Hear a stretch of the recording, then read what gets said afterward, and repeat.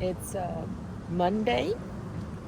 Uh, I am over in East Palo Alto right now, and East Palo Alto has been known for like very famous, I guess notorious for being a high crime city.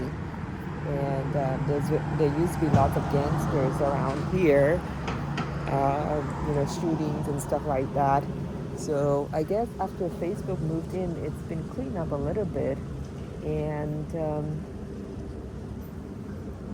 now it's about 70 degrees today right now. It's really nice and warm, and I just happened to drive by, and I noticed this property here. Look at the beautiful crops that they're growing.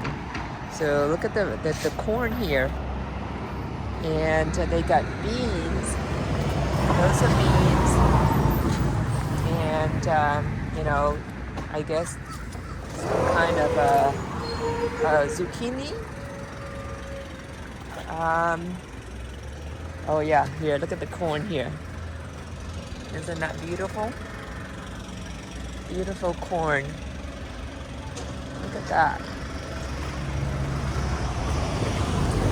So, and then coming around the corner here, let's see.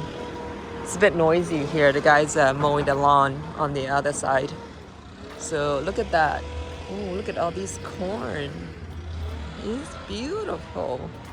I love it when people, grow stuff like this. Wow, look at that. These corns are tall. Oh my God, look at that. This is just as about as tall as a house. It's tall. So let's see what else they have here. This is what? Oh, this is lemongrass. This is lemongrass.